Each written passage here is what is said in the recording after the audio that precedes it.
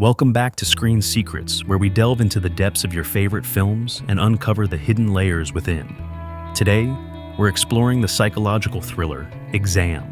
Released in 2009, this gripping film takes us on a nerve-wracking journey as 8 candidates compete for a highly sought-after job. But there's a twist. They're given a seemingly simple exam with one crucial question. What is the question? At the beginning, 8 candidates for a top job at a mysterious company are gathered in a windowless room with 2 rows of desks. They have passed previous requirements not mentioned in the film. They each choose a seat, and upon each desk is a piece of paper which identifies them as Candidate 1, Candidate 2, etc. The invigilator, Colin Salmon, arrives and sets forth the rules for the test. Inside the room, there will be no laws other than what the company permits, as such. The candidates cannot try to communicate with the invigilator himself or the guard. They cannot spoil the paper or leave the room for any reason. If they break any of the rules, they will be disqualified. The test consists of answering one question. The invigilator asks the candidates whether they have any questions. He sets the clock at 80 minutes and leaves the room. Once alone, the candidates turn their papers over and find nothing is written on the back. They look at each other in confusion, and the candidate Oriental, Gemma Chan, starts writing, "I believe I deserve." The guard, Chris Carey, puts her out because she has written on her paper, spoiling it. A young white man, Luke Mobley, starts talking, stands up, and convinces everyone to work together until they find what the question is. He also gives insulting names to the candidates according to their physical appearance, like blonde, deaf, white, brown, dark.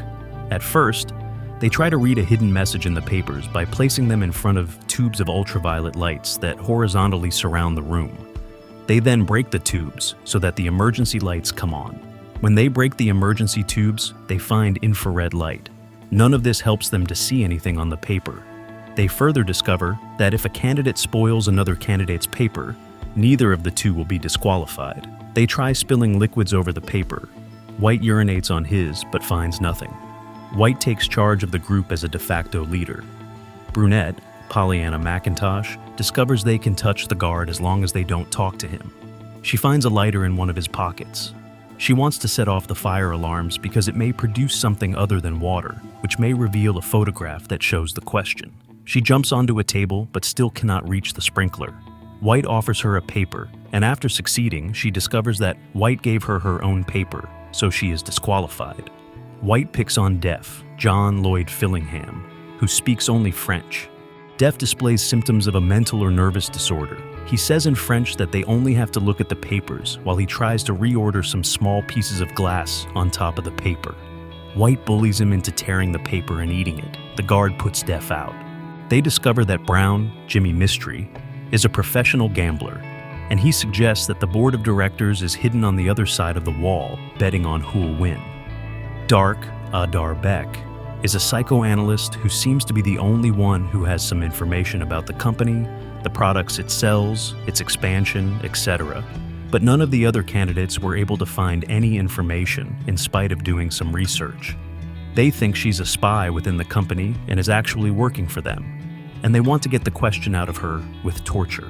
When Brown is going to torture her by cutting her with a piece of paper, they discover that she has self-hurt on one of her thighs before. Brown makes a cut. Blonde offers her a piece of plastic plaster. White deceived them by saying the group could collaborate until they guessed.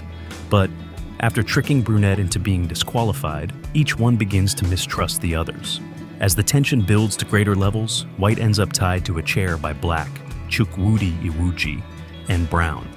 White starts convulsing and is unable to find his medication, which is required every hour. While everyone else is trying to decide the best way to help, Dark turns toward the blank screen and pleads, and is thereby disqualified. Blonde, Natalie Cox, discovers that Brown stole White's pill and stuck it under his desk with a piece of chewing gum. Blonde forces the pill into White's mouth, they free him, and he gets well almost immediately. White believes only one can win. He and Black begin arguing and race to get the guard's gun. White is allegedly shot by Black, but they discover the gun didn't actually fire. White gains possession of it and tries to shoot Black, but once again the gun doesn't fire. White figures out that the gun may only be fired by the guard, so he puts the gun into the guard's hand and shoots. White threatens everybody that they must leave or be killed. Brown leaves. Blonde leaves and shouts, "Lights out," in order to give Black the opportunity to win. In the dark, White kills Black. Blonde has not completely left the room. One of her feet remains partially in the room. White shouts to the other side of the wall that he's won. However, he loses because Def has adjusted the clock so that the 80-minute time slot has not yet expired. The glass wall is turned on, and White can see the silhouette of the Invigilator. He looks at Black on the floor and realizes that it has all been in futility, so he tries to commit suicide. He is unable to because, as recalled, the gun will only work with the guard's fingers. The guard disqualifies him by putting his arm on White's shoulder and leads him out. Blonde fully enters the room again and picks up her paper. She fumbles with the pieces of Def's broken glasses and reads, "Question 1 inch," written on the watermark of the paper in very small print. She offers it to the Invigilator and says, "No," answering the question put forth, "Are there any questions?" She is offered the job. It is explained to her that Def is the CEO of the company. He is a troubled but genius scientist who has discovered a pill to heal wounds really fast. Blonde says that she may not accept the job. When the Invigilator points to why she went through all that trouble if she didn't want the position, she points to Black lying on the floor and says that it's unacceptable. The Invigilator asks, "Who told you that he's dead?" She approaches Black and sees that the bullet wound is almost healed. The Invigilator says that they put the fast healing pill inside the bullet. They own the formula for the medicine that also healed White's illness, but it can only be manufactured in very small quantities. The new director needed to have sympathy alongside ambition, intelligence, drive, and hard work.